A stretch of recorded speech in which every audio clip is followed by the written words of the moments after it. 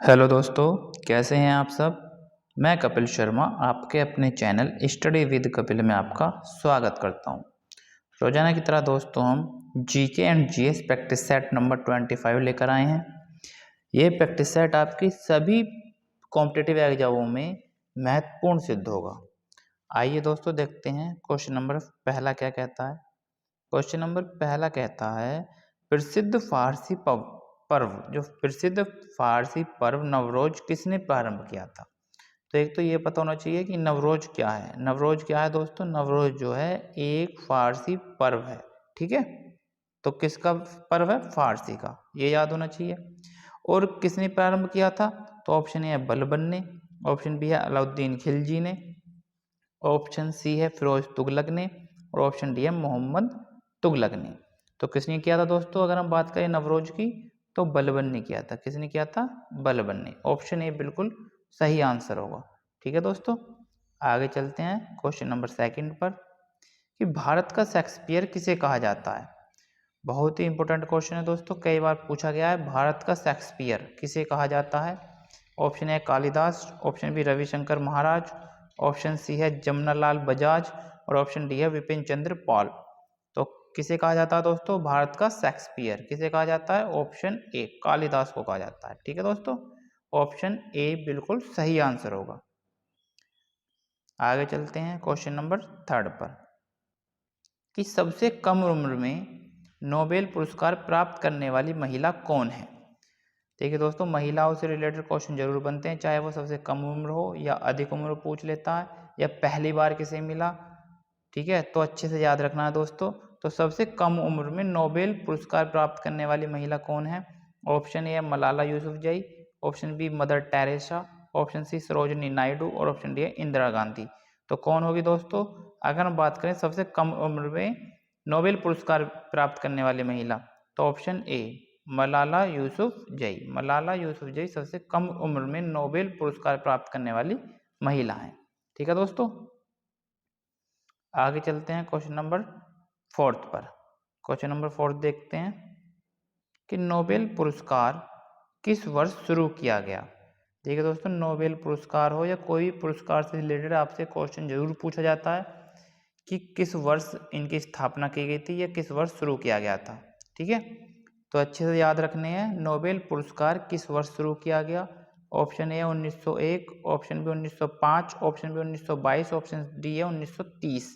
तो क्या होगा दोस्तों इसका आंसर, नोबेल पुरस्कार की शुरुआत कब हुई थी, 1901 में नोबेल पुरस्कार की शुरुआत हुई थी। तो ऑप्शन ए बिल्कुल सही आंसर है दोस्तों।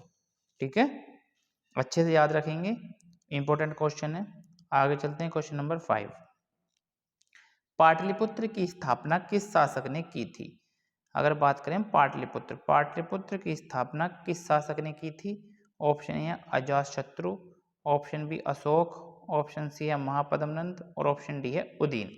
तो किसने की थी दोस्तों, अगर हम बात करें पाटलिपुत्र की, तो स्थापना किसने की थी, उदयन ने करी है। किसने, उदयन ने बसाया था ये नगर। ठीक है, पाटलिपुत्र की स्थापना किसने बसाया था, उदयन ने बसाया था। ठीक है, और वर्तमान में पाटलिपुत्र को किस नाम से जाना जाता है दोस्तों, पटना। किसको, पटना। अच्छे से याद आ रहा है ना, पटना कहा जाता है जो बिहार की राजधानी है। ठीक है, बिहार की राजधानी पटना है, तो पहले इसका नाम क्या था, पटना का पाटलिपुत्र था। ठीक है, आशा करता हूँ वीडियो आपको अच्छी लग रही होगी। आगे चलते हैं क्वेश्चन नंबर 6, करंट से रिलेटेड क्वेश्चन है दोस्तों। भारत का पहला जियोलॉजिकल पार्क कहाँ स्थापित किया जा रहा है।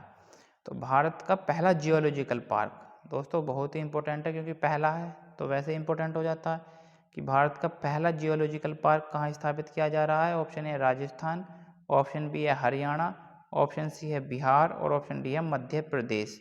तो कहाँ किया जा रहा है दोस्तों, ऑप्शन डी क्या होगा, ऑप्शन डी बिल्कुल सही आंसर है, मध्य प्रदेश में किया जा रहा है। ठीक है दोस्तों, आगे चलते हैं क्वेश्चन नंबर 7। हाल ही में इन्फ्लुएंजा के सीजनल वायरस H3N2 वायरस से पहली बार मौत कहाँ हुई है। ऑप्शन ए कर्नाटक में, ऑप्शन बी हरियाणा में, ऑप्शन सी राजस्थान में, और ऑप्शन डी है ए और बी दोनों में। तो अगर हम बात करें इन्फ्लुएंजा के सीजनल वायरस H3N2, कहाँ मौत हुई है दोस्तों? कर्नाटक में भी हुई है और हरियाणा में, दोनों में हुई है, कर्नाटक और हरियाणा। तो ऑप्शन डी बिल्कुल सही आंसर होगा, ए और बी दोनों। ठीक है दोस्तों, अच्छे से याद रखेंगे दोस्तों। आगे चलते हैं, क्वेश्चन नंबर 8। क्वेश्चन नंबर 8 देखते हैं। हाल ही में के बिड़ला फाउंडेशन द्वारा व्यास सम्मान 2022 से सम्मानित करने की घोषणा की गई है कि व्यास सम्मान किसको दिया गया 2022 का। और सबसे पहले याद रखना दोस्तों, कौन देता है, क्वेश्चन पूछा जाता है कि व्यास सम्मान कौन देता है, कौन सी संस्था देती है। तो के बिड़ला फाउंडेशन, आपको याद रखना, के बिड़ला फाउंडेशन के द्वारा दिया जाता है व्यास सम्मान। 2022 में किसको दिया गया? तो ऑप्शन ए ज्ञान चतुर्वेदी को, ऑप्शन बी है असगर वजाहत को, ऑप्शन सी है प्रोफेसर रामदर्श मिश्र को, और ऑप्शन डी है माधव हाड़ा को। तो किसको दिया गया दोस्तों? अगर हम बात करें व्यास सम्मान 2022 की, तो ऑप्शन ए बिल्कुल सही होगा, ज्ञान चतुर्वेदी। अब ज्ञान है तो ज्ञान के आगे किसको दिया जाएगा? तो ज्ञान चतुर्वेदी को दिया जाएगा। किसके लिए दिया गया दोस्तों उपन्यास? पागल खाना। कौन सा? पागल खाने के लिए। अच्छे से याद रखेंगे दोस्तों, ठीक है, अच्छे से ध्यान रखेंगे कि व्यास सम्मान 2022 किसको दिया है? ज्ञान चतुर्वेदी को दिया गया है। आसानी से याद रख लोगे दोस्तों, कोई दिक्कत नहीं है, ठीक है। इंपॉर्टेंट क्वेश्चन है, किसी न किसी परीक्षा में जरूर पूछा जाएगा। आगे चलते हैं, क्वेश्चन नंबर 9 कि 38वें राष्ट्रीय खेल 2024 का आयोजन कहाँ किया जाएगा? 38वें राष्ट्रीय खेल 2024 का अभी जो हुए थे दोस्तों, आपको पता है वो कहाँ हुए थे? गुजरात में हुए थे। कौन से नंबर के थे? 36वें नंबर के, ठीक है। अभी पूछ रहा है आपसे 38वें नंबर के। तो अगर हम बात करें 38वें नंबर कहाँ होंगे दोस्तों? उत्तराखंड में होंगे। कहाँ? उत्तराखंड। ऑप्शन बी बिल्कुल सही आंसर होगा, 38वें नंबर के उत्तराखंड में होंगे। 36वें नंबर के आपके गुजरात में हो गए हैं अभी, और 37वें नंबर दोस्तों गोवा में होंगे। तो तीनों आपको याद रखने हैं अच्छे से कि अभी जो हुए वो कौन से थे? 36वें नंबर के थे, गुजरात में हो चुके हैं। 37वां कहाँ होगा? गोवा में होगा। और 38वां कहाँ होगा जो आपसे क्वेश्चन में पूछा गया है 2024 में? उत्तराखंड में होगा, ठीक है। आगे चलते हैं दोस्तों, क्वेश्चन नंबर 10। हाल ही में चक्रवात फ्रेडी से कौन सा देश प्रभावित हुआ है? जो चक्रवात अभी हाल ही में फ्रेडी आया था वो कहाँ आया था? ऑप्शन ए मलावी में, option B Malaysia, option C Chile, option D दक्षिण कोरिया। तो कहाँ हुआ दोस्तों? अगर हम बात करें चक्रवात फ्रेडी की, तो ऑप्शन ए मलावी। मलावी बिल्कुल सही आंसर है दोस्तों। कहाँ हुआ? मलावी में हुआ, ठीक है। आगे चलते हैं दोस्तों, 11, क्वेश्चन नंबर 11 देखते हैं। लोकसभा का सामान्य निर्वाचन किस वर्ष हुआ? लोकसभा का सामान्य निर्वाचन किस वर्ष हुआ दोस्तों? तो option A 1948, option B 1950, option C 1952 और ऑप्शन डी 1955। तो सबसे पहले जो लोकसभा का सामान्य निर्वाचन हुआ था दोस्तों, कब हुआ था? हमारा 1952 में हुआ था। ऑप्शन सी बिल्कुल सही आंसर है दोस्तों, 1952 में हमारा सामान्य निर्वाचन हुआ था। कहाँ? लोकसभा का, ठीक है। आगे चलते हैं दोस्तों, क्वेश्चन नंबर 12 पर। क्वेश्चन नंबर 12 देखेंगे कि संविधान के संविधान के अनुच्छेद 1 जो फर्स्ट है में भारत को क्या कहा जाता है? भारत को क्या कहा गया है संविधान के अनुच्छेद फर्स्ट में? तो अच्छे से ध्यान रखेंगे दोस्तों।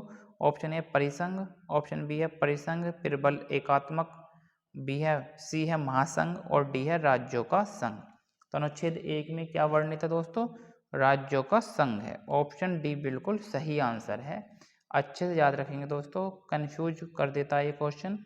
तो अनुच्छेद 1 में क्या कहा गया? भारत को राज्यों का संघ कहा गया है, ठीक है। आगे चलते हैं, क्वेश्चन नंबर 13। राष्ट्रपति द्वारा राज्यसभा के सदस्यों के नामांकन का नियम किस देश के संविधान से लिया गया है?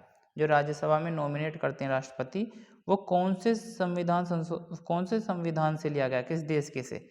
तो option A America, option B Ireland, option C दक्षिण अफ्रीका और ऑप्शन डी है फ्रांस। तो सही आंसर क्या हो जाएगा दोस्तों?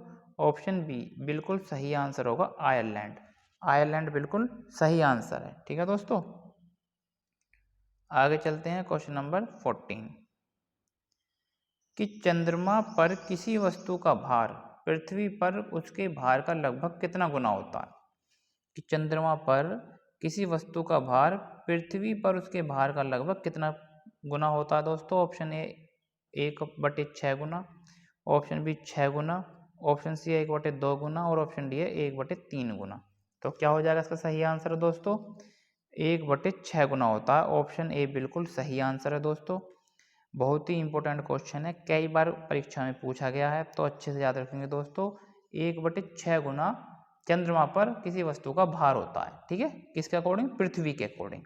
ठीक है दोस्तों, आशा करता हूँ कि वीडियो आपको अच्छी लग रही होगी। जिसने मेरे चैनल को सब्सक्राइब नहीं किया है वो चैनल को सब्सक्राइब जरूर करें दोस्तों, और बेल आइकन को जरूर दबाएं, जिससे कि आपको आने वाली वीडियो का नोटिफिकेशन आपको मिल सके दोस्तों। आगे चलते हैं, क्वेश्चन नंबर 15। कौन सा विटामिन एक हार्मोन विटामिन समझा जाता है? दोस्तों विटामिन से क्वेश्चन एक न एक जरूर पूछा जाता है, तो अच्छे से विटामिन के अकॉर्डिंग मैंने आपको कई क्वेश्चन बताए दोस्तों, तो अच्छे से याद रखेंगे। कौन सा विटामिन एक हार्मोन विटामिन कहलाता है? Option A vitamin A, option B vitamin B, option C vitamin C और ऑप्शन डी विटामिन डी। तो क्या हो जाएगा दोस्तों इसका आंसर? अगर हार्मोन विटामिन की बात करें तो हार्मोन विटामिन कौन सा? विटामिन डी को हार्मोन विटामिन कहा जाता है, ठीक है, अच्छे से याद रखेंगे। और क्वेश्चन पूछा जाता है दोस्तों विटामिन से कि जल में घुलनशील विटामिन, जल में घुलनशील विटामिन मैंने आपको दोनों बताए थे, बी और सी, ये जल में घुल जाते हैं दोस्तों, जल में घुल जाते हैं दोस्तों, ठीक है, अच्छे से याद रखेंगे, घुलनशील हैं, ठीक है, अच्छे से याद रखेंगे दोस्तों। बी और सी दोनों जल में घुल जाते हैं, और बाकी जो कीड़ा है मैंने बताया था आपको, ए और डी और ई और के, ये तीनों जो हैं वसा में घुलनशील होते हैं दोस्तों, ठीक है, अच्छे से याद रखेंगे। जल में घुलनशील कौन से? बी और सी याद रखेंगे बस, ठीक है, और बाकी वसा में है। आगे चलते हैं दोस्तों, क्वेश्चन नंबर 16। क्वेश्चन नंबर 16 देखते हैं। निम्नलिखित में से कौन सा पदार्थ मानव शरीर में ईंधन का काम करता है? ईंधन का काम कौन सा पदार्थ करता है दोस्तों मानव शरीर में? Option A protein, option B vitamin, option C है कार्बोहाइड्रेट, ऑप्शन डी है जल। तो सही आंसर क्या होगा दोस्तों? ऑप्शन सी, ऑप्शन सी बिल्कुल सही आंसर है, कार्बोहाइड्रेट। निम्नलिखित में से कौन सा पदार्थ मानव शरीर में ईंधन का काम करता है? तो क्या हो जाएगा सही आंसर? कार्बोहाइड्रेट जो है ईंधन का काम करता है दोस्तों। आगे चलते हैं, क्वेश्चन नंबर 17 कि ऑडियो और वीडियो टेप पर कौन से रासायनिक पदार्थ का लेप रहता है?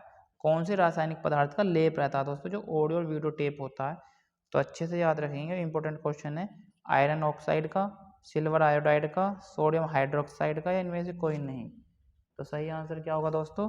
सही आंसर होगा ऑप्शन ए, सिल्वर नहीं, आयरन ऑक्साइड। क्या दोस्तों? आयरन ऑक्साइड का। ये ऑडियो और वीडियो टेप पर कौन से रासायनिक पदार्थ का लेप रहता है? आयरन ऑक्साइड, बिल्कुल सही आंसर होगा। आगे चलते हैं दोस्तों, क्वेश्चन नंबर 18। मैगस्थनीज की पुस्तक का नाम क्या है? यह आपसे पूछ सकता है क्वेश्चन कि मैगस्थनीज द्वारा लिखित पुस्तक कौन सी है? तो ऑप्शन ए है अर्थशास्त्र, ऑप्शन बी है ऋग्वेद, ऑप्शन सी है पुराण और ऑप्शन डी है इंडिका। तो दोस्तों फेमस बुक है मैगस्थनीज द्वारा कौन सी पुस्तक लिखी गई है दोस्तों? इंडिका लिखी गई है, ठीक है दोस्तों, कौन सी? इंडिका लिखी गई है, बिल्कुल अच्छे से याद रखेंगे दोस्तों। और अर्थशास्त्र किसके लिए द्वारा लिखी गई है दोस्तों? कौटिल्य, चाणक्य जिन्हें बोलते हैं, ठीक है, कौटिल्य के द्वारा। पूछा जाता है जो दोस्तों क्वेश्चन आया हुआ है कि चाणक्य के अन्य नाम क्या है? एक तो कौटिल्य है, एक चाणक्य हो गया, और एक विष्णुगुप्त। क्या कहते हैं? विष्णुगुप्त, विष्णुगुप्त भी कहते हैं दोस्तों, कौटिल्य भी कहते हैं, और चाणक्य तो फेमस है ही, जानते हैं सब लोग। तो इनके द्वारा अर्थशास्त्र लिखी गई थी।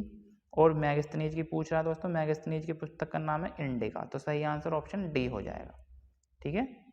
आगे चलते हैं दोस्तों, क्वेश्चन नंबर 19 पर।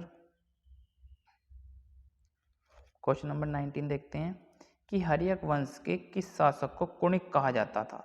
हर्यक वंश के किस शासक को कुणिक, कुणिक किसे कहा जाता था दोस्तों? तो ऑप्शन ए है बिंबिसार को, ऑप्शन बी है उदयन को, ऑप्शन सी है अजातशत्रु को, और ऑप्शन डी है इनमें से कोई नहीं। तो कुणिक किसे कहा जाता था दोस्तों? हर्यक वंश के किस शासक को कुणिक कहा जाता था? तो ऑप्शन सी अजातशत्रु, अजातशत्रु बिल्कुल सही आंसर है दोस्तों। अच्छे से याद रखेंगे, कुणिक किसे कहा जाता था? अजातशत्रु को कहा जाता था। और किस वंश से संबंधित है? तो हर्यक वंश से संबंधित है। ठीक है, हर्यक वंश से। आगे चलते हैं दोस्तों, क्वेश्चन नंबर 20 कि कर्क रेखा भारत के कितने राज्यों से होकर गुजरती है। दोस्तों बहुत ही इंपॉर्टेंट क्वेश्चन है, अच्छे से याद रखना है कि कर्क रेखा भारत के कितने राज्यों से होकर गुजरती है। तो ऑप्शन ए है 7, ऑप्शन बी है 8, ऑप्शन सी है 9 और ऑप्शन डी है 10। तो सही आंसर क्या होगा दोस्तों, ऑप्शन बी, 8 राज्यों से होकर गुजरती है, बिल्कुल सही आंसर है दोस्तों। इसकी एक ट्रिक भी है दोस्तों, कैसे याद रखेंगे कि मित्र पर गमछा झार, मित्र पर गमछा और झार। अब कैसे याद रखेंगे दोस्तों, देखिए मित्र, मित्र है ये मित्र, तो मी से क्या हो गया, मिजोरम हो गया दोस्तों। तय से क्या हो गया, त्रे से त्रिपुरा हो गया दोस्तों। ठीक है, अच्छे से याद रखेंगे दोस्तों, मी से मिजोरम, त्रे से त्रिपुरा, पै से दोस्तों पश्चिम बंगाल, रै से क्या हो गया दोस्तों, राजस्थान हो गया, और गै से गुजरात हो गया दोस्तों, मै से मध्य प्रदेश, और छः आ से छत्तीसगढ़, और झार से झारखंड। ठीक है दोस्तों, 8 के 8 राज्य मैंने आपको बता दिया दोस्तों। ट्रिक से अच्छे से याद रख लेंगे कि भारत के 8 राज्यों से होकर गुजरती है कौन सी रेखा, कर्क रेखा। क्या है ट्रिक दोस्तों, मित्र पर गमछा झार। तो मी से मिजोरम है, त्रे से त्रिपुरा, पै से पश्चिम बंगाल, आर से राजस्थान, गै से गुजरात, मै से मध्य प्रदेश, और छः से छत्तीसगढ़, और झार से झारखंड दोस्तों। अच्छे से याद रखेंगे दोस्तों। आशा करता हूँ कि वीडियो आपको अच्छी लगी होगी। वीडियो अच्छी लगे तो दोस्तों लाइक, शेयर एंड सब्सक्राइब जरूर कीजिए, और कमेंट बॉक्स में कमेंट जरूर कीजिए दोस्तों कि कितने क्वेश्चन आप सही कर पा रहे हैं। मिलते हैं नेक्स्ट वीडियो के साथ दोस्तों, धन्यवाद।